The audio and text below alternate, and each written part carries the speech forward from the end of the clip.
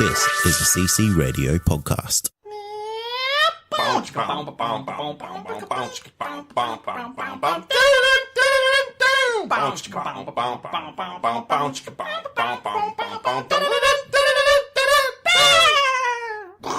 Welcome to episode 209 of the Countdown Movie and TV Reviews podcast. Folks, we don't know how this episode's going to end, you know what I mean?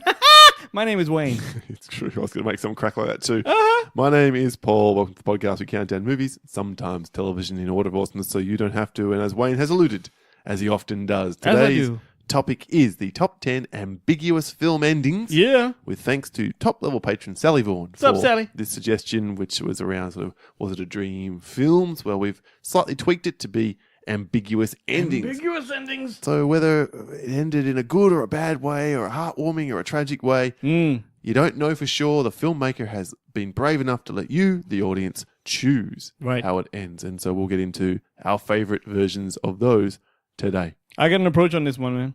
Save it for the actual countdown. I shall. Which won't be too far away because we haven't got too much to get through today. But one thing that we do need to acknowledge first off and foremost is, of course, our plug. For the Podcast Republic app. A robust and good-ass app for your Android device. Right. And one of our listeners, Mike Margosian, on the Facebook Lister community, link is in the show notes. He decided to make the switch this week and reported back to the group saying it actually is good. It is in fact good-ass and robust. Not that we're shocked by that, just the fact that one of the listeners listened to what we had to say. No, it's an actual live testimonial. Yes. That is the best marketing tool in your arsenal. Yeah, so it works much better than whatever the app it was using before. So thanks for that, Mike, for letting us know, and check it out if you are yet to do so. Word. Results then from last week, Wayne, the top 10 British films. Oh, yeah. As it were. I'm leading 4-3 on the year thus far. It was another well-voted week. 55 votes this week. Yeah. 22 of them to you, 33 to me. Ooh, sound pasting. It was a solid victory, but a lot of this was achieved, again, with thanks to Mike Margosian, because he decided to put the voting to a stringent kind of Google saw Sheets this. test. There's actual methodology and calculations and fucking villagers, all kinds of shit. When he first announced it, I was a bit like, it's just amazed that someone would go to all that effort. And thank you, Soundboy, for joining us today. I'm very on the impressed, show. and also, good God, you people are analytical minds. Yeah. I don't roll like that, as you know. So if you want to help to sort of decide who should win each week, and you're not, well, you have to be in the Facebook Lister community because that's the only place we allow the vote to happen. Head on over there, get involved with Mike's list, and thank you so much for that, Mike. A bunch of people did, and most of them came out my way. Yeah, the fact that Paul is promoting this makes me think there's some algorithm in there that's actually in his favor. Logic is in my favor. No, that's not what algorithm is. I stand resolute, motherfucker. Some of the responses then from the group. So Matt Rochelle had, close as usual, Paul gets my vote for Monty Python. Very good and very British. Sure. Glenn Sutherland said Wayne for thinking outside the box. Word. Blake Jarvis also said Wayne. Paul had the more authentic list, but personally, I enjoy Wayne's choices better. People do enjoy me more. Steve Zzetzi, I think I've said that wrong, Steve. I really, really do apologise. As a Turkmenistani who likes Sting, I'm not sure if either deserve my vote. Bit of a play on what happened last week there. I really want him to be a Turkmenistani. And Mel Walker said she voted for Paul because his top three were my top three. There you go. Thank you for that. Can't go any other way. And a bunch of other people, obviously had votes either way. But I want to finish up with Nick from our Epic Film Guys, our good friend. Said, Wayne, we've talked about this. Now I have to vote for Paul. Do you see what you've done? Now I need a shower. I feel unclean. Understandable. A lot of people feel that way about me too. It's actually for voting for me, they feel that way. Oh, yeah. But yeah, nonetheless. And lastly then, before we move into the countdown proper, I want to give a big shout out to David Powell, who is fast becoming, I should say, our resident expert on all things we know nothing about. Whoa, that's a lot. Yeah, exactly. And this week he wanted to clarify what Triple Frontier was. If you go back to last week's I made review, up some bullshit, Wayne did a very good job of trying to explain to me what Triple Frontier was. Here is the actual explanation from David Powell. Triple Frontier is a tri-border area along the junction of Paraguay, Argentina, and Brazil, where the Iguazu and Parana rivers converge. I see. So it's an actual geographical thing. I see. Very cool. Which we did not know and could have done our research on, but thank you, David. Nice one. Thanks, man. That's it for the preamble to the show, except for one other thing. What? One last thing. This week, episode 209. Next week, episode 210. Last episode, I'll be drinking on for a while. Oh, Paul's going sober. I'm going sober for 6 weeks. You better be funny still, motherfucker. I think I'm right. We'll see. Okay. Not a good sign. Bitch, please. Effectively, I am training for a half marathon, and as long as my knee, which seems to be a bit proppy at the moment, Look holds at this up, Iron Man motherfucker right here. running that May 19th. So for the 6 weeks following, maybe even 7 weeks, we'll probably have to record that week early. Next 7 episodes, I will not have one drop of alcohol in me. Yeah, I'm worried. I'm worried, but we'll just see how it goes. Maybe I'll, you know. You're worried for the quality of the show. Oh yeah. Oh yeah. Who knows how it's gonna go if you care? All right.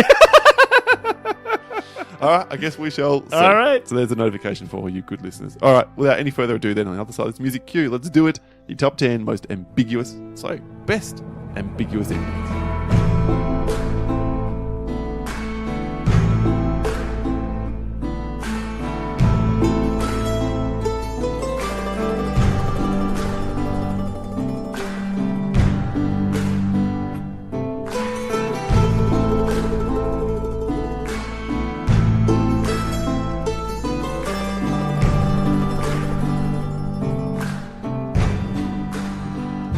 Top 10 ambiguous endings in film history is today's topic. And Wayne, you said you're coming at this a certain way. Yeah, first of all, it's not the best that I put. It's just my favorite. So I guess I think it's the best for me. But well, of course, it's always that way, It's always right? that way, right? Yeah, okay. It's hard to objectively say these, although with the last episode of the show will be the top 10 films of all time, whenever that does come around. We're never doing that fucking And the show. second last episode will be our favorite 10 films of all time. Yeah. Oh, okay, Yeah. well. In those 2 episodes, we will be perfectly encapsulating the difference between the best and trying to defend We're that not actually planning on this our episode best. anytime soon, Nah, guys. no, Just so you know. It's eventually. Yes, whenever, exactly. whenever that eventually does All right. come to pass. But today is our top 10 ambiguous endings. Okay, well, my little way that I went about this is that I'll tell you the movie, and if it's not in as non-spoilery way as possible, I'll tell you about the ending, and then I'll say to you which way I think it went. Okay, It's an yeah, ambiguous sure, ending. sure. It could go this way, that way, but I think it went this way. Boom. Some of mine I would feel comfortable commenting on, others not so Yeah, much. it's purely just me being arrogant and saying, it's this! So It there you is go. definitely this Exactly. flop. That's right. Good thump. All right, do you want me to start? Yeah, you start, man. All right, I'm going to kick off then with a filmmaker that I don't often mention on this show, except when we're talking about pretension. It's Darren Aronofsky's The Wrestler. Ah! Yeah. Yes, Have you very seen this good. one? You know what? I didn't see it, but I know exactly what happens in it. Wayne watched a lot of endings, some of them happy, some of them not so much. Yeah, This and one. I saw the ending of this And one. he's also watched films. Not just porn. Exactly. There's a happy ending. Yes. This one is a film. So Mickey Rourke plays the titular wrestler. He's trying to make a comeback. His life's on the skids. And Aronofsky has him basically develop a heart problem. Mm-hmm. And he's told, don't wrestle again. If you wrestle again, there's a good chance you will die in the ring. Right. And so he, nonetheless, goes to make his triumphant return into the ring, have his fight, and the very end of the film is him on the top rope about to do his signature move. Yep. Even though he's been feeling pain in his heart, and he leaps over the camera. End film. And he leaps out of frame in slow-mo. Yep. You don't know what happened to his You don't know. ass. Did he live? Did he die? I mean, Aronofsky's not really known for his best happy, upbeat ending, so No, you he's can not. probably conclude what was going to happen, You know, I do. but it's left to your devices. I do like that. I typically don't enjoy ambiguous endings because you're like, no, you guys. I think need the to- right ones are phenomenal. Yeah, if it's performed well, it is better because of it. But if it's not, it's Back to the Future 2. So That's not ambiguous. That's a Just cliffhanger. cliffhanger. We give you the shits, man. I fucking walked out of there pissed when I was a kid. Hoi. Anyway, You and my daughter share something in common then, because we watched the first Back to the Future, we got the second Back to the Future, and at the end she goes, "What was that?" imagine if you took a bus to the fucking cinema and then sat through the motherfucker and then paid for it and then didn't get satisfied. Yeah, and so far we've never watched Back to the Future 3. She's not interested. Oh, it didn't sound me. I still wanted the third. Oh shit. So Okay. she's Don't cut mess. off that Don't mess. series for sure. So yeah, that's my 10. And like I said, not a huge Aronofsky fan, but No, you're not. This is his best film for me. Is it really? Yeah. Okay, maybe we should watch it for real one day. Anyway, okay. My number 10 is a movie that I adore. It's called The Life of Pi. Oh yes, okay, yeah. Okay, I so thought this would be higher, so I am surprised. Yeah, this is a funny list, man, because it's hard to go which is better or worse or whatever, but I love this movie, and I guess I love the ending, although that's less a feature than how much I love the movie. See, it's about this Indian fellow, kid, and he's recounting when he was a kid, and his dad is a zoo owner. They took his mom and all of the family, all of the zoo animals on this boat. The boat gets shipwrecked, and basically, Pi survives in a lifeboat with a zebra, orangutan, a hyena, a male Bengal tiger named Richard Parker, and then they're adrift in the ocean and all kinds of nasty shit happens. At the end, you're sort of left wondering whether the animal stuff actually happened, and there's strong evidence to suggest it did not, or if that's a sanitized version of the real atrocity being that his parents were killed by Gerard Depardieu. Now, he says in this movie that, look, in both versions of the story, his parents are killed, so which version of the story would you prefer? He's talking to Rafe Spall. Exactly, yeah. And I actually am on board with that kind of thinking. I think fooling your brain is an important life skill you might need to get through your life in the right way. And so, but this is just I love the movie. And again, this is one of the endings where, because it was, if it wasn't an ambiguous ending, it wouldn't really be that good a movie. Well, to suggest this is absolutely 100% truth would have changed the tone of the film. Completely, and that's why I made it better. So obviously my position is, yes, all the bad shit really happened, but I'm happy for you to tell this fucking tiger story. Fantasy version of it. Exactly. Yep. So I'm down with that. So yeah, that's I would why agree. I think the film heavily implies it was all a fable. Yeah, like the bananas are floating on the water, which doesn't happen. Yeah. And, all that sort of shit. So, yeah, but I love the movie. Very nice. Okay. My number 9 is a film which I don't even know if you've seen, but it does contain a very, very important element of this show. It's this soundboard entry. You're a cunt. Oh, God. You're a cunt now. You've always been a cunt. Any excuse to play the And whole the only thing that's gonna overlong change is sound. you're going to become an even bigger cunt. Look at that. Yeah. So I'm talking about In Bruges. Oh! Yeah. Martin McDonough. Yes. McDonough, if I can even say his name correctly. Film with Colin Farrell and Brendan Gleeson playing these two hitmen who are sent off to, or having a bit of a break in Bruges. Things go wrong. Rafe Fiennes is their boss. Now, it ends, again, I probably should have said this, pretty obvious. Spoilers for this episode. Yeah. If we mention a film, it's going to be spoiled. So if you want to watch it, skip forward. I reckon most of mine are pretty old movies, so at least it's mitigating that potential risk for you, listeners. So, yeah, go ahead and skip it if it's... Yeah, I don't think there's much new on my list either. The newest film on my list is from start of last year. I think it'll be fine. Other than that, everything is at least 5 years old. Okay, cool. All right, so In Bruges, in the film, effectively, it's one of these ones where did he die, did he live, did he not? So, did you like this movie? Yeah. Okay, so here's a good example of when expectations completely fuck you in the ass. I saw In Bruges hoping for a gangster movie. And it's black comedy. It's anything but. It's basically from a play, which means it's like a couple locations tops.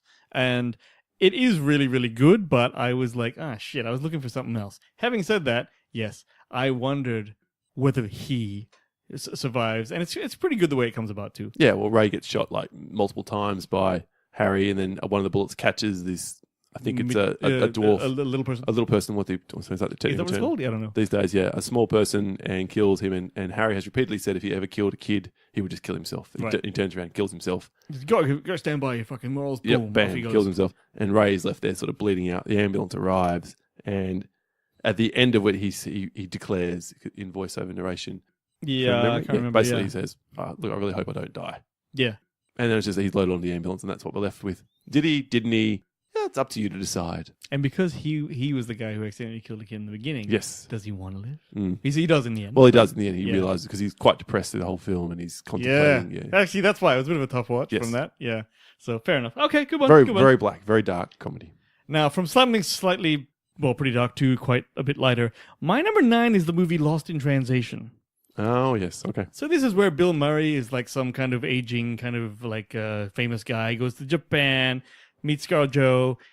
They turn out to have this wonderful friendship. I've talked about this slightly on the show before, but basically the reason this movie is awesome is because their friendship is just beautiful and it's genuinely love.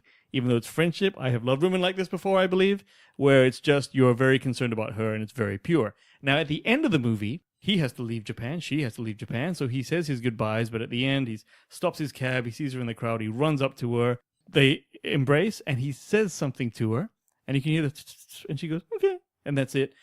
And then he does kiss her, but it's not quite a sexual kiss, it's a goodbye kiss, I love you kiss, and then they leave. You don't know whether they get together, what he said, what's going on. Well, listeners, here's an exclusive. I know what he said. What?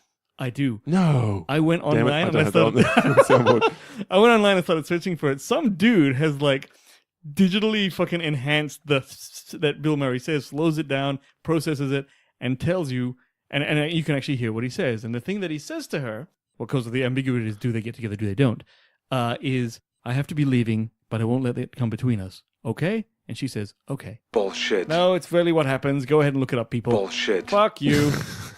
Look, I love this fucking movie, and I do adore this ending. And I don't know, I just love, this is, again, it's my favorite, my 9th favorite. So And Okay. it's Yeah, not, it's not a, It was on a lot of listener feedback Really? lists. Yeah, absolutely. People are totally. Oh, because it's on not board a with it. baffler or anything. It's just it's just that. Well, yeah, it's going to end however way it's going to end. But yeah, everyone apparently that was ad libbed.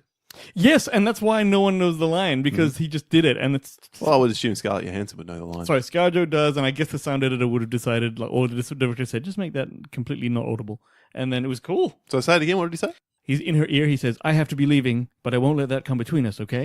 And then she says, "Okay." As in promising that there's a future between them. Yes, he says, "I'm going to come back and see. I'm going to somehow be with you after this." In a creepy way? No. Because that was the power of the film, that it never went that road. Yes, it doesn't go creepy because here's what it is. When she spies him and he runs up to her and they embrace, she definitely wants him, like she's burying her head in his shoulder.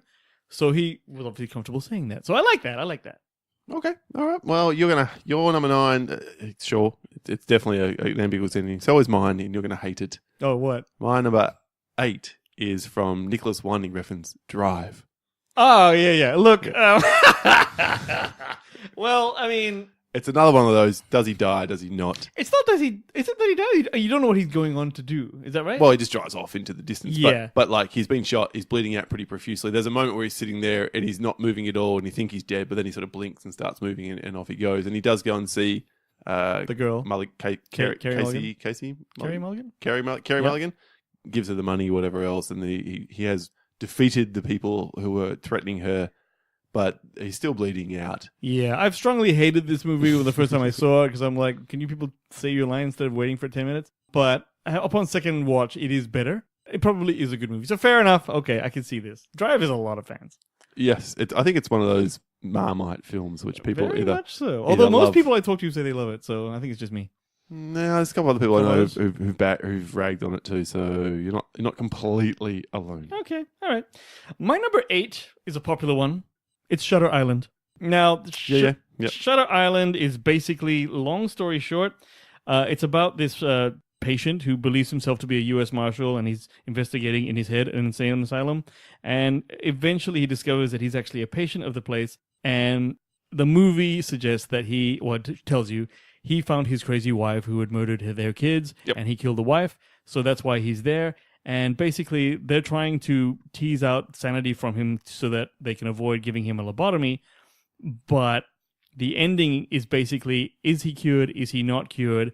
It turns out he's not cured, but we don't know whether he's just faking that he's not cured so that he can get lobotomy and he doesn't have to live with this horrible crime. So that's hugely wicked because it's kind of 3 twists. It's kind of 1, he's a patient, although you do figure that out early. Oh, very early in some cases. Well, if you picked it, like with Mark Ruffalo dropping his gun at the beginning and stuff like that, picked it. I didn't pick any of that shit. Same look. The very scene when they walk in and Mark Ruffalo looks awkward and whatever at the doctor. I'm like, oh. Really? Because you could chalk that up to bad filmmaking, but it is a Scorsese, right? So, it's a Scorsese film. So you're like, they obviously probably isn't peppering bad the clues and just that one struck a chord. Really? Yeah, obviously didn't know why anything was going on, just that, the plotomatic. He's a patient. Yeah. Oh, okay, well that's pretty good. And then you get the thinking, oh, did he actually get cured? No, he didn't get cured. Another twist. And then, oh, hang on, is he faking it? Third twist. Very cool. And also a bleak fucking movie. Yeah, it is. Yeah. It is. All right, that's a good pick. And again, lots of listeners got on board with that one. So you're doing very well here, at least from that particular standpoint. My 7 will be on your list. It's a question of how high. This is as high as I could put it. It is from 2000. I said 5 years, didn't I? No, not quite. It is 2014. Fuck. Birdman. Yeah, man. Birdman. Alejandro González Iñárritu's film about sort of a man, Michael Keaton making a comeback, having once been a famous superhero on film, Birdman. So meta. Very meta, and it's shot very much, or lots of one shots, and presented as if they are. There's almost no cuts in the film. Of course, there are. They move from. It's almost like a stage play because Oh man, it's presented like one whole shot, and that's the shit. The film ends with him going to hospital and walking up to the window and stepping out and off. And initially you think, well, he's committed suicide. Right. Because he started to believe the Birdman is him. Yeah. He's the Birdman. He could just fly out there. And then Emma Stone, who plays his daughter, comes into the room and rushes up to the window, realizing what's happened, looks down, then looks up in wonder. And smiles and everything. End of film. The idea being that she's seen him flying around up there. She's seen something up there which has taken away from the horror of her dad having killed himself. Yes. And so the ambiguity is, Did he kill himself and she's just sick like him? Because after all, it is his daughter. Yep. Or did he actually fly? Did Yep. he actually turn? And this Obviously is from not. I think Inarritu's a Spanish filmmaker. Sorry, a Mexican filmmaker. And there's that whole magic realism thing which happens in this kind of film. So there's sort of an argument culturally that maybe really is. That maybe there really is some magic going on here. Well, I think the fact that you do see, like, in the movie, it does show you that he was making up certain shit, like with the cab ride and stuff, right? Then, so he probably did just die. That's what I think happened. Well, that's the easy, dare I say, white way of reading it. White? But that's what I'm saying. Like culturally, you might be able to read it a different way, but I think the film is largely. The film's telling you that he's not. The things you're seeing are not real. Well, there's that scene in the dressing room, right, where everything's flying around, and whatever, and then it cuts and everything's back in place. Yeah, Or he goes he's to the just door in the and beginning, whoever walks in. The opening shot, he's sitting on nothing in the air. Yep. That's clearly not happening. Well, now we know. Now we know. Yeah. Because of the cab ride, it's not happening. So you're saying it's not It's not ambiguous? happening. Oh, the whole So thing. for you, this film is not on your list? No, it is ambiguous, but I'm telling you that my decision is Right, your it really decision, happened. sure. All right, but it's Yeah. on your list. No, it's not on. It's not on your list. It's not on my list. I'm no. genuinely shocked. Yeah, I got. Wow. My shit's eclectic, y'all. Okay, all right, fine. I just thought this was a definite shoe-in. Oh yeah. Okay, my number 7 is the movie Enemy. Now, Yeah, I thought this might make your list yeah, too. again, we have talked about this one. Would but be an I will- honorable mention for me if I bothered with honorable mentions this time around. Really? Yeah, it's actually not the easiest list ever. Jake Gyllenhaal, he's this like somber college professor, and he's a very dull, lonely guy. No, he's lonely. He's with a woman, but he's very like about his life. One day, while watching this rental movie, he spots an actor in it that has he's in a bit part, but that actor looks exactly like him. So he becomes obsessed with finding out about this guy, and he's a double. And then things in the movie get very weird and dealing with issues like the confines of monogamy and spiders, self-worth, Yeah, and the whole more way through spiders. There's a spider motif. Very spider Webs motif. and things that are connected. Right. Now, I actually don't want to spoil this for anyone. So if anyone has seen Enemy, you know the ending I'm talking about, okay? And if you haven't seen it, It's ridiculous. it is ridiculous, but I want to say that it's the reason it's on my list is it's so freaky, unexpected, and confusing that it's probably the only example I can think of this kind of ambiguous ending. Because not only is it not giving you an answer, it actually jolts you out of your chair. When the film ends, you're not just thinking, oh, what happened next? You're thinking, what the fuck did I just watch? Correct. And it's really That's like, fair. barely just sticks it right in your face. And then you invariably open a browser and you try and figure out what the hell the movie meant. But, which is what I did. So, but Enemy. Again, fair. Yeah. So Enemy, ambiguous, but also crazy ending. I would agree. Yeah. I would agree. This film, Because of the spiders. Paul doesn't like I spiders. don't like spiders. At all. And so this would not be a thing that is dear to him, let me tell you. No. Even though it's well made. Yeah, it is a well-made film. But spiders. I would say this film is exceptionally ambiguous almost the whole way through. Yeah. Because you're not different quite... ways to read yes, this film. absolutely. Which is why it's cool, man. Like, cool. I wouldn't watch it... I've watched it twice. Yeah, and some of my higher up my list, the films themselves are a bit more deal with ambiguity a lot more than just Agreed. the ending. So I can see why that climbs as high as it has for you. Yeah. My number 5 is the other Martin McDonough film. Oh. The newest film on my list, 3 Billboards Outside Ebbing, Missouri. I've forgotten how this ends. It's the newest film on the list, so I'm a little bit Okay. reluctant to give the actual Just spell go it out. vague with it. You're not quite sure where something happens. You're not quite sure where... fuck it. No, go ahead. Go ahead. All right, I'm just going to... Here it is. Fast forward 1 minute if you are not at all or desperate to see this film and have yet to do so some 15 to 16 months later. 3 Billboards Outside Ebbing, Missouri ends with Frances McDormand's character and the racist cop, played by Sam Rockwell, Yep. driving off together after the guy that they found didn't rape and murder her daughter based on the DNA evidence that Sam Rockwell has procured. Mm-hmm. But they both agree that he's the kind of slime ball who's done lots of bad things. In fact, he's bragging about having done something similar to someone when Sam Rockwell Oh, they're going to overhears. kill him. And they heading off together to basically kill him. But she says, are we really going to do this? And he's like, I don't know. And then she basically says, well, why don't we just drive and see what conclusion we arrive Now at? I remember, and that's a really good ending. It's perfectly ambiguous. Do they Yeah, go yeah. off and murder this guy who is potentially a murderer and a rapist? Because you're right in there. You're like, well, what would I do? Mhm. You know, and it's like, maybe I. And do they risk their lives and their futures to do this? Or do they just drive and kind of go, you know what? They can't. They won't be able to pull the trigger. That's what I think. It's interesting. Again, it's definitely ambiguous. I know. Definitely qualifies the list. And I love this movie. I know I loved it a lot more than you. And a lot more than a lot of people. Yeah, you really like this movie. It blew me away. So, yeah, that's why it's number 6 on my list. Fair enough. That's a good one. My number 6 is the movie of a book that Paul showed me and told me about when we were in high school. It is American Psycho. Don't get me wrong. I fucking love the movie. You're gonna cream it this week. You've just gone for all the popular ones with the populace. Well, do you know what? I had a lot of trouble getting with this because I was sitting there going, well, where does it go and stuff like that. Everyone likes American Psycho? Well, I think a lot of people like American Psycho more than me because I read the book many years before I saw the film. Yeah. And it stuck with me in a way that very few other books have. And so the watered down, I would say almost pathetic version that's put on screen, which is harsh words compared to the book. I think the movie version the book involves him doing horrible things. I don't even talk about it. And it's disgusting, right? So look, it's a different thing, but I thought the way the movie handled it, what the movie did was it allowed you to sort of enjoy it because of the stupid, like the credit card scene in the movie is so enjoyable to watch for me. Right? And it's just hilarious. And even as when a man who was once in that ilk of I used to have a business card holder, like one of those shing things. Yeah. Fucking ridiculous. He also had a Batman credit card that said forever on it. If only. Shout out to Jason from Binge Movies podcast. Good one. Yeah, but the ambiguous ending with this one, and indeed less so in the book, but we discussed this, that basically we wondered, is the book... There is absolutely no ambiguity in this film. To my mind, that's why it's not on my list. It's no way. 100% clear he is not a murderer. It's all in his head. How is it 100% clear, though? To me, it is. Okay, it's strong. I think that the movie shows you. I take that back. I'm not trying to diss your pick. It's perfectly it's ambiguous, pick, right?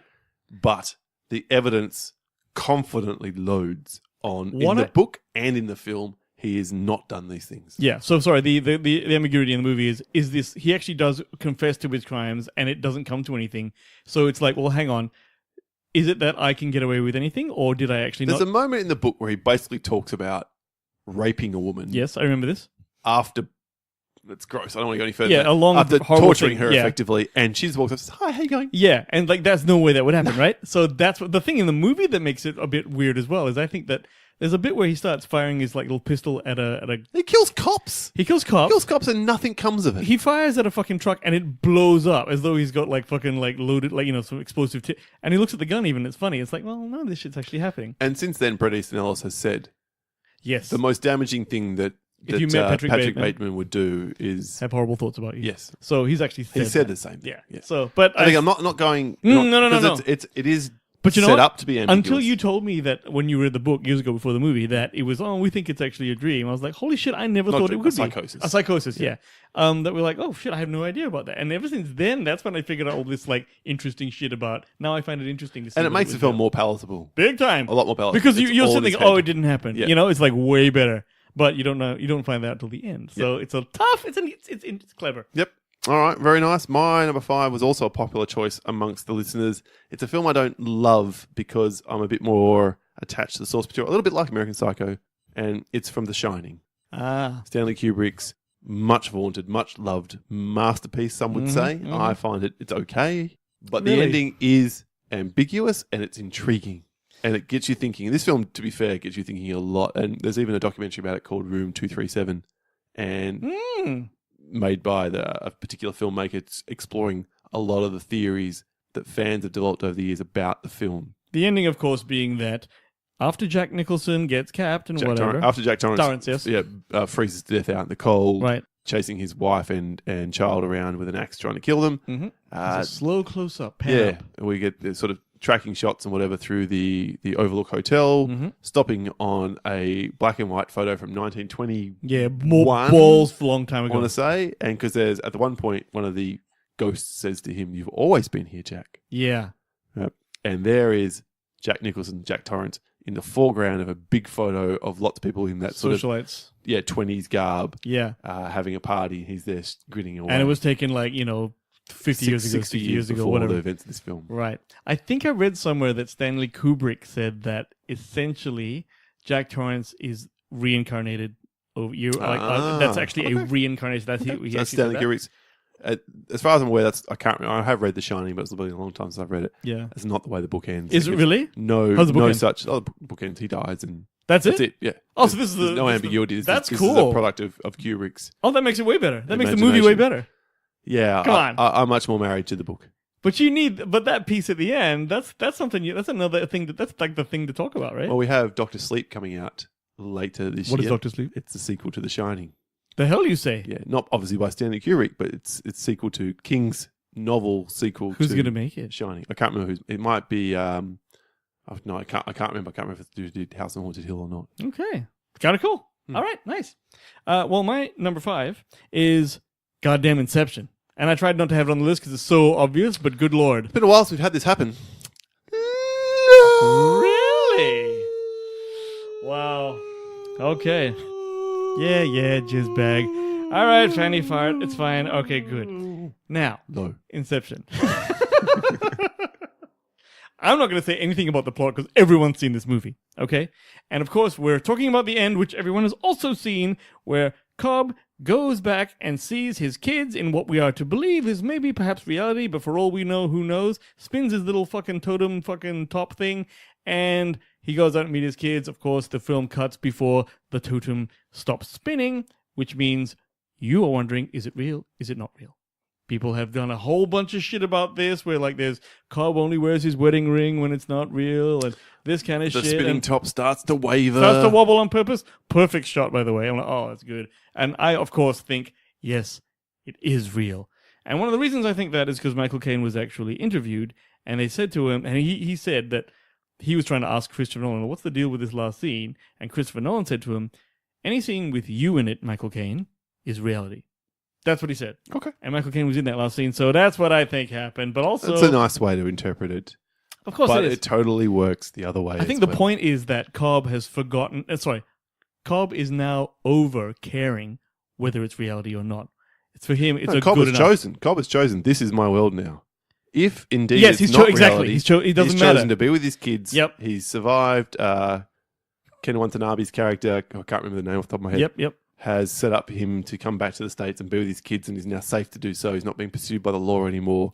He chooses That's it. the reality he chooses. Yeah. And there is that question then if it's a little bit like his wife who chose to stay in there ultimately. Is she actually real? So Yeah. it's great. I Fucking think it's so good. fantastic. And So I good. think it's criminally low at number 5. I'm not sure I am sure what drugs you're smoking, but I'm still disappointed that it is. You're gonna so- see. You're gonna so see low. that the top half of my list is a little fucking whiny emotional. It's that kind of thing. That's what you're gonna see, and that's why you don't understand it, Paul. Because you have a black heart. but an extremely logical mind, which I think counters adequately. All right, so that was your 5. That was my 5. My number 4, again, I wonder if it's on your list because I know you're a bit of a champion of this film as well. It is the foreign language Old Boy from director Park Chan-wook. It's not because I couldn't remember the actual ambiguity of the ending. Spoilers for a film from 2003. Yeah, no. Let me have a go with this. Fill in the pieces here. Okay, so Old Boy is a film about a guy who one day basically is kidnapped and wakes up in a hotel room and he cannot escape from the hotel room and he's kept there for, I forget however many... A shit ton of years, like 20 years. 15 years. 15 years he's kept there, and then one day he's released and he doesn't know why he's kept there, and he tries everything to escape and he cannot possibly escape because obviously it's not just a hotel room, it's this reinforced little prison. Mm-hmm. Turns out that, well, no point getting into why, but he saw something he shouldn't have seen when he was much younger, and the person who saw it, whose life he ruined as a result, is taking his revenge. Right. Meanwhile, whilst investigating after he escapes, he becomes involved with a younger woman, and she becomes integral in his efforts to find out what is going on. Yep. He learns that this has all been orchestrated by the man who had him hidden away, and he's actually been banging Yep, this is tough.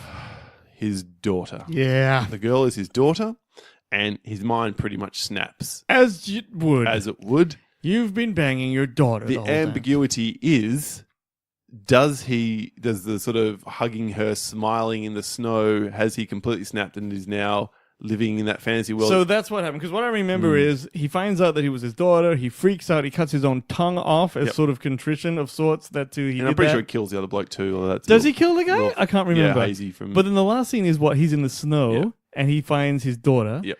and then he hugs her. Yep. So you're wondering, is and he imagining? she has no idea, of course, this is Dad. Yeah, and he has he blocked that off enough, or is he just going to go along with it, or has he just gone completely insane? And yeah, so the ambiguity is what happens next. Like, this is not a happy ending. I think the fact that he cut his tongue off means he'll never tell her. Is that the idea? Yeah, but the look on his face, on the the actor's face, I should be able to remember his name, Choi Min-sik, is so vacant and spacey and crazy. So it's like he might have completely just separated from reality at that particular point. That's kind of cool. I forgot about that. You know, the cartoon doesn't have the original source material. Does not have that ending. That's so cool. Yeah, hats off to Park Chan-wook. So, totally. Incredible. All right. Now we're going to talk about my penchant for May December relationships. My number 4 movie is The Graduate. Oh yeah. Now, everyone, The Graduate. Penchant, he says. That's right. Fuck off, asshole. Lifestyle, I say. It's fine. Now, The Graduate's a 1967 movie, and I saw it when I was a kid, which means it was already still old when I saw it. However, I remember finding it intriguing because it was about the young Dustin Hoffman being seduced by an older lady. Now, in particular, there's this scene where she's trying to seduce him, and he's nervous and resists, and she throws everything at him, from being alluring to forcing him into rooms and even just getting angry at him for not undressing her and then trapping him in a room naked with her. It was awesome, right? So I remember going, wow, this is cool. And at the end of the... What are you talking? What are you doing? Are you doing Mrs. Robinson? Isn't it Sounds of Silence at the end? No, it is. Yeah, thank you. But also, the other Simon and Garfunkel was... Mrs. Robinson. Yeah, that's one. Anyway. I think the one I was going with is more appropriate, given it was the ending. Yeah, all right, fine. But anyway, fuck it. The point being, the ending that is weird is that he basically gets involved with Mrs. Robinson's daughter, and she's already being married to some other dude. He goes in there, he destroys the wedding, or just whatever, grabs her, pulls her out. She goes with him. Breaks up the wedding. And she goes willingly with They him. run into a bus and they fucking drive away, and everyone's chasing them, and they're like, woo! But the cool thing about it is, the final shot is on them. They're looking at the camera, and the shot just gets held longer. They're really happy, then they go sad, and they go, holy shit. And then their face changes, and it's like, shit, what do we do? You don't know what happens next. So it's just cool that happened, because I remember looking at it going, oh, consequences. Yeah. Like, I'm pretty sure after the cut, the next words out of Dustin Hoffman's character's mouth were, bitch, please.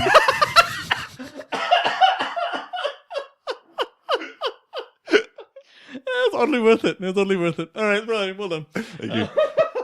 Yes, but anyway, I don't know. It was just nice to inject some reality. The story goes that the director didn't yell cut on purpose. Oh. Just to see what happens. So they were like getting confused. Yeah, they were just like, okay. That's pretty cool. Yeah, and then that's what made the ending kind of cool. All right. It's certainly what makes it more memorable, I would agree. Oh, yeah.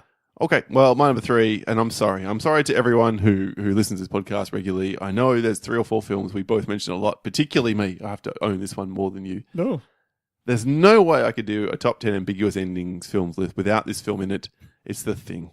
Dude, that's my number 3 too. Oh, there you go. All right, good. How could you not? All right, so very, very quickly, The Thing is a film about this alien which lands many, many thousands of years ago, gets buried under the ice in Antarctica, and an American research crew comes across the alien effectively, and it has the ability to mimic its victims. So it kills people and then takes them over and acts like a complete, perfect replica of them. Imposter. Anyway, the film ends with the 2 surviving characters, McCready and Charles, Kurt Russell, and Keith David. And they're basically sitting there in the wreckage of the camp. They know they're going to die because they've blown the camp up, and there is no rescue coming for, I can't remember, they do mention how many days before they're overdue to check in. They're going to freeze to death. And they're looking at each other, and McCready basically says, if we've got any surprises for each other, Charles, I don't think there's much we can do about it. He's paraphrasing. Totally. Those words exactly right. And they just share a drink out of the bottle. And there are fan theories, and it fades to black. What is there fan theories? Oh, fan theories up the Galore. way. Yeah. Well, the cool thing about that ending is that I saw it also when I was like 15 or something, right? And then when it ended, the person I was thinking with, I was like, so what happened? And they're like, that's it. Like, what do you mean?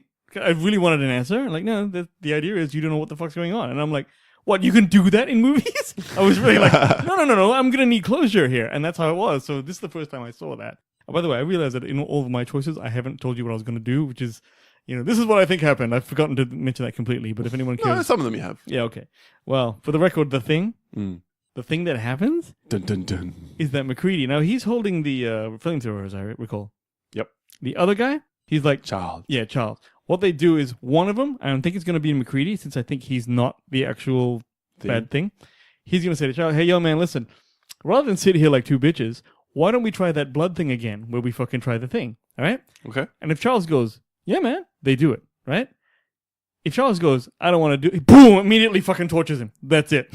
Because that's the only reason you can do it. Okay. So then McCready might also die because there's no one fucking coming. But that's what I think it is. Okay. Well, it's nihilistic, whatever happens. And I'm pretty sure... Maybe he get a distress signal out of something, you know. John Carper has gone on the record saying this is the first film of my apocalyptic trilogy. So one of them is, or the thing is alive somewhere else in the camp, and it gets out, and the rest of the world dies. Wow. This has been continued in a comic book, everyone, just so you know. Has also been continued in a game. Game? Mm-hmm. That's a bit cool. It's a big film. All right. Well, that's the thing at number 3 for both of us. The Graduate. What happens after that? Oh, here's what happens. Okay. So does he say "bitch, please"? He says the 1970s, but whatever version of "bitch, please," which is I don't know what it is. But he what happens is as they go, oh my god, they look at each other and say, you know what, that was pretty fucked up. You left your whole family back there, and I don't really do anything. I'm still a fucking student. Let's go to a hotel, figure this out. But then she just calls the guy and says, I'm so sorry I did that. The family ostracizes her. They like, you silly, silly bitch. He never sees her again because she's like, fuck the whole life. Her world turns to shit. He doesn't get on the phone and say to her, bitch, please. Paul spent the whole time setting that up, everyone. He was pulling switches, all kinds of shit. Justin Hoffman finishes his degree and then becomes just a normal person. That's how it ends. Okay. Hey, that's why that's what I cut early. All right, back to me, isn't it? Then for my number 2, we both had there. So my number 2 is where Inception fell for me. Yeah. I think that spinning top is just a great moment in a film which is otherwise exceptionally ambiguous anyway. Like, what's a dream? What's not a dream? It's wonderful, man. It's such a good show. Magnificent film. Yeah. Okay. My number 2 this is something Paul and I have been discussing for many years, okay?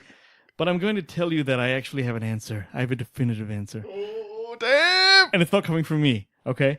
But the movie is Total Recall. And, of course, Paul and I, since the age of fucking... year 10, year 9, year 10. Yeah, what came out? So 1990. Since 1990, we've been having this argument. Yeah, we have. Where I think it's a dream, and Paul thinks it is not a dream. I point to many reasons why it's a dream. Paul points to one reason why it's not. And of course, it's an internet wild thing. Now, let me tell you this. I went a-Googling, and Paul Verhoeven, 2 years ago, or in 2016, came out and actually said, this is the answer. I warn you, it is unsatisfying. Ooh. Okay? This is what he says. Total Recall doesn't say whether it's reality or it's a dream, you know? It's really saying there's this reality and there's that reality, and they both exist at the same time. Because you look at Total Recall, there is never a preference, let's say taken by me or the scriptwriter, to say this is really what happens or that is the truth. I want it to be that way. So he's saying it's meant to be ambiguous. But he said this. It is totally ambiguous, and he basically says he thinks he succeeded in not as a filmmaker making you think one way or the other way. I would agree.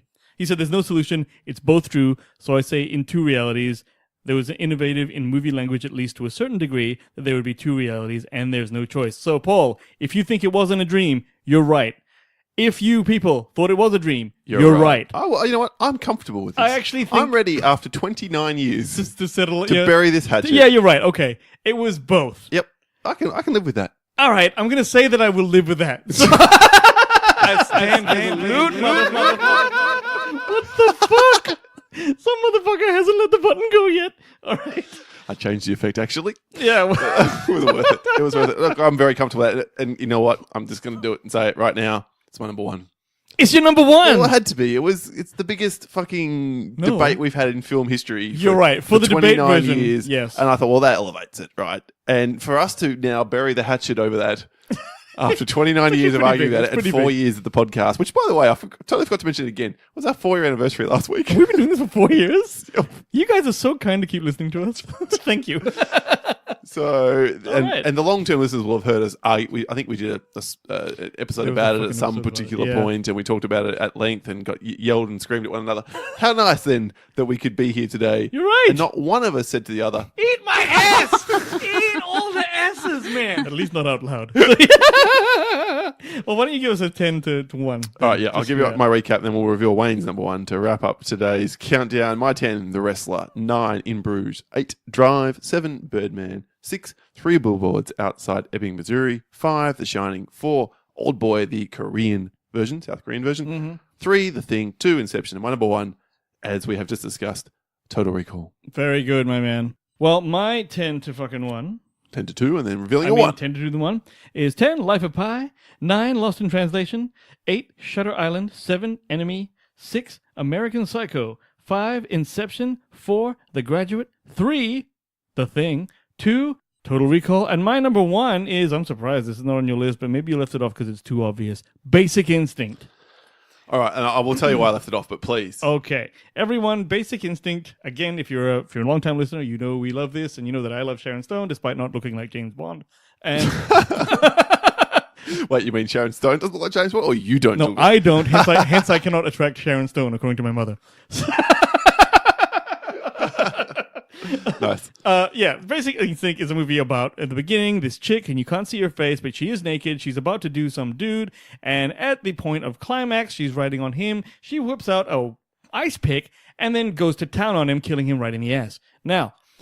Or the face. Or the face, all right? And that's the whole movie with, like, Michael Douglas, and the whole idea is Catherine Trammell, Sharon Stone, the murderer, or is it her hot lesbian girlfriend who looks a lot like her? Is it the therapist? Beth, the therapist, who also, according to the movie, has a blonde wig. So we don't know which woman in the movie is the killer. And at the end of the movie, spoilers, it looks like she's reaching down, and she's in bed with Michael Douglas. She looks like she's reaching down to pick up something and then stab him with it, but she doesn't. She just grabs him. They make out. The movie fades to black, but then it fades back in. And then the camera pans down. And you see a fucking ice pick under the goddamn dead. Right. So the ambiguous thing is, wait a minute, was she about to stab Michael Douglas and changed her mind? Well, what he says, I'm like, oh, fuck like minks, raise rugrats, live happily ever after. She goes, I hate rugrats. And he goes, fuck like minks, live happily ever after. Right. And then like maybe she's going to go kill him, right? So she's going to kill him when he wanted kids and now he doesn't. Okay. Right. Exactly. But she reached down. Yeah, you're right. She came back up. But it could also be that one of the previous murderers left that. She didn't even know it was there. She just happened to be reaching down. All that kind of shit. Can I say, if we took the film on its own, my list would be slightly different. This would be my number 1, because and therefore be... If... it would be You're the Best. Go on. If there wasn't a sequel, which basically tells us... There was not a sequel, Paul. I'm indie-4ing the shit out of that sequel. All right? Indie-wadding? Yeah, exactly. Right, Well done. And the same reason that Blade Runner is not on my list. I'm sorry, everyone. I'm not a huge fan of Blade Runner. I came to it too late. I know. I love Blade Runner, but yes. It is an excellent, ambiguous ending until you see Blade Runner 2049, which completely explains everything. No, it doesn't. For me, it does. It doesn't tell you whether he's a replicant or not. Does it By not? the laws of that world, it does. I don't want to get into it here. All right, fine. We'll talk about this. That world, he's clearly not a replicant in my realm. Okay, well, we'll talk. So, but with Basic Instinct... The point is that those two films would have been on my list, but I had to find reasons to cut things. Understandable, and you want to go with your favorites, and if it wasn't one of your favorites... Basic Instinct is absolutely one of my favorites and would be here, but... I see. Yeah. Well, everyone, I know what happened. Well, we do, because there's been a sequel, but please continue. No. Okay, let's forget the sequel, all right? Because at the time of production, this is what I believe the story was. All right, so you're saying flashback to 1992, and here is what happened to Nick Curran at the end of Basic Instinct. Catherine Trammell at the end of Basic Instinct, according to Wayne. Okay, so after she grabs him and they start making out, they just go ahead and do it. Now, you see what happened, folks? I may not know a lot about psychology or the mind of a murderer, but there's one thing I do know, and that's titties. Now, if you look at the beginning opening scene, all right, the woman who is killing Johnny Boz is definitely Sharon Stone's titties. All right? Ooh, absolutely. All right? Bingo. Go ahead if you don't like. You can look. If I saw your titty ladies once and then I saw it again in a crowd, I could pick it out like a sniper. It's true. Okay? It's true. I'm telling you. Wayne has displayed incredible breast awareness through his entire life. Exactly. Okay, and it's just because I'm a fan. So. And yeah, that person killing Johnny Boz is the same as Sharon Stone. Ask me who was on the podcast 2 weeks ago. He's got no idea. I'm more visually oriented, Paul, which means unintelligent. So, yes, Catherine Trammell is most definitely a killer. She killed at least one of these people. Definitely Johnny Boz, in fact. So she did know the pick was underneath. She just chose not to use it. Not to kill him at that particular point. She might kill him later, but that's how this is. So she ain't innocent, is what I'm saying. Okay. Word. I can accept that explanation. Of course, as you say, the film is ambiguous. All right, they are our list. I've mentioned my honorable mentions already. Wayne, anything else you want to quickly just rattle off? Yeah, I had Eternal Sunshine of the Spotless Ass. And the reason is because you don't know if they get together at the end, but I love think you do. You do because he said okay, right? Yep. He accepted her now for her foibles, I thought. Yeah, that's why I left it off the list, because I was like, ooh, but that was kind of cool. I saw Synecdoche, New York. I haven't seen it, so don't spoil this one. No, I won't. And I should have seen it because it's 17 years old, but I haven't yet. No, it's pretty bleak, is what I'll tell you, but it's still quite good to I'm watch. up for watching it. Yeah. Okay. So there you go. That's what we thought. Who got it right? Who got it wrong? You can let us know in the vote in the Facebook listener community. If you're not a member there already, do join up. Link is in the show notes. And then let's get into what you had to say in our Pop 10. Talk about. Pop 10. Talk about. Pop 10. Kicking off then this week's Pop 10 with Josh Mraz, who said, the Al Pacino movie Cruising has one of the most underappreciated ambiguous endings, throwing another two, Enemy and Annihilation. Ooh. Annihilation, I haven't seen. Oh, haven't you? No. You should watch Netflix, Annihilation. yeah? Yep. Okay, cool. Yep, Annihilation. The STST cast, The Thing, The Shining, and Dark City. Hey, Dark City was good, man. Dark City Also, was it wasn't pretty... ambiguous because you found out where they were at the end. I kind of thought, anyway, Yeah, I thought, without spoiling it, I thought it gave a good enough ending, but... I thought so, yeah. Anyway, sure. Etienne Filion Xavier said The Thing, Annihilation, and Total Recall. Annihilation again. And the other two big films on the list. Mm-hmm. From Julio from the Contrarians, top level patron of the show. How is it that no one has sucked up to Paul yet by mentioning 3 billboards outside Ebbing, Missouri? Well, they have now. And then Nick from Epic Film Guy said we try not to suck up to Paul. It swells his ego, which will help his manhood. And wait, were we talking about dicks? Gerald from 2Ps on a Pod said American Psycho. There you are. No Country for Old Men, which I'm sure you'll be pleased Fuck that shit. to hear. And The Shinin. Oh, yeah. Anthony Procopio said American Psycho again, Blade Runner, and Birdman. Oh, nice. Pita Comics had American Psycho, Castaway, and American History X. Is that because we don't know whether they got together or not? No, dude, Castaway has this sweet, sweet ending that no one knew about, or that people don't seem to get, right? So, at the end, the only package Tom Hanks doesn't open on the island is that FedEx one, and it's got angel wings on it. Okay. Yep. Okay? When he finally gets back at the end of the movie, he goes to deliver that parcel himself, right? Puts it down, whatever, and then realizes, well, that's it. I delivered the parcel. And he stops at this 4-way crossroads, right? And then what happens is he's like, I don't know what to do next. This woman pulls up in a truck and she's hot. And she says, what? He's like, what are you doing? He's like, I don't know what I'm doing. She's like, well, if you go north, you have this place. If you go west, you do this place. If you go right, you do this place. She basically points out the options, right? And he's like, oh, okay, cool. And she goes, okay, well, see you later. He goes, thanks. She gets in the car, drives away. As she drives away, you look at the car down to the fucking taillight. That little angel thing is there. The little angel logo is on the car. No, she is the fucking owner of the package that saved his life all those years. Okay, right. And she's hot, which means he's probably going to go fuck her. Oh. That's the end of the movie. I thought we were leaning towards she's the angel. No, that would be really cool. Yeah. But this one, I like the one better because she's really hot. Okay, can we stop mentioning that now? Clearly she is. I think it's funnier if I talk about how hot she is. That's why it's there. Keep going. Yeah, okay. Okay. Right. James Spence, good friend, top level patron to the show. Thank you, James, every week for listing out our choices. The Thing, Her, which I've never seen. Oh, no, I haven't either. Yeah. And In Bruges. And he reckons Inception doesn't have an ambiguous ending. It's pretty damn obvious they're not in a dream. Oh, yeah. Well, that's what I think, too. Chris Yini, Birdman, Total Recall, and The Dark Knight Rises.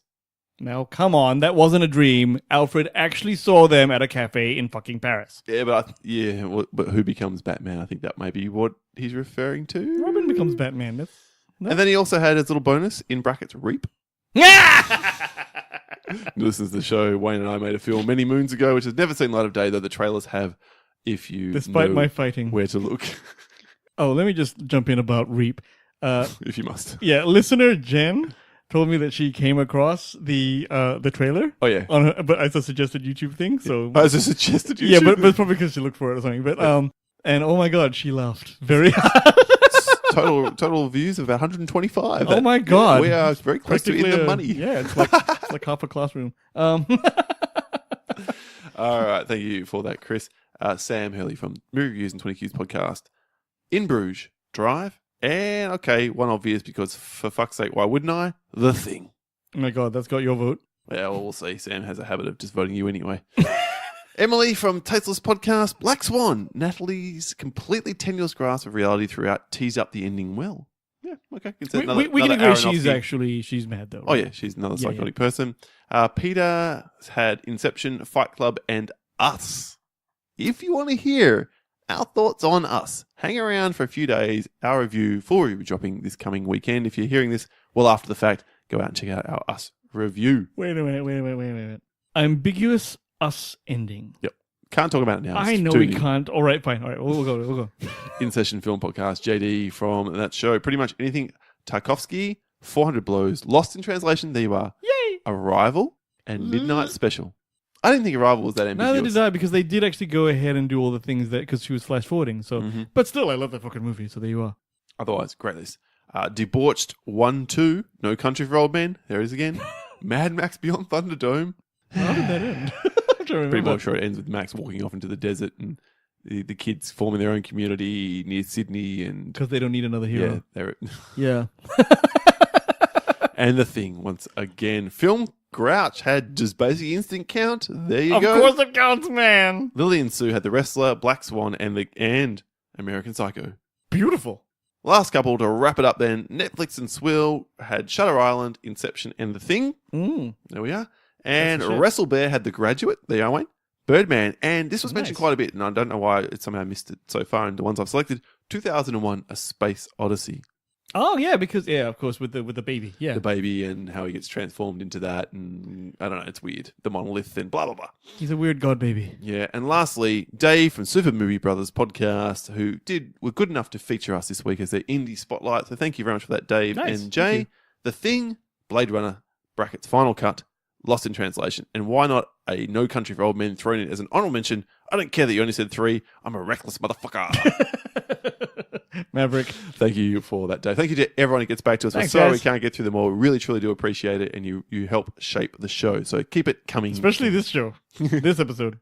That is it for episode 209 of the Countdown Movie and TV Reviews podcast. If you do want to contribute to future shows, Wayne, how do people do that? Search for the Countdown Movie and TV Reviews on just Google, but even Facebook, or send us an email at thecountdownpodcast@gmail.com. We're on Twitter at the Countdown PC. You can hit us up in the Facebook listener community. Link is in the show notes, and we host our show through Podbean. Follow us there to keep up with the show, and our website ccradio.com.au, where we share some internet real estate with some other great shows: Comic Confidential, Potterheads, Believe, and the new show coming, Great Mates. So check out that one soon. All right, that's it for today's episode. Wayne, what's happening next week for episode 210? And I believe we're going to answer a bit of a fan criticism of the show. Is that so? Yeah, that we don't do enough TV. Okay, fair enough. You know, Paul. So this is for you. That's right, you folks. The Game of Thrones is coming. You can't handle the truth. That's true, because it's going to end eventually too, and that's going to be pretty sad. 7 weeks after it starts. Yeah, so we're gonna count down next week. Sorry, 7 weeks? 6 weeks after it starts. 6 episodes this season. Yeah, that's big, right? So Small, but like they're long episodes. So some of them.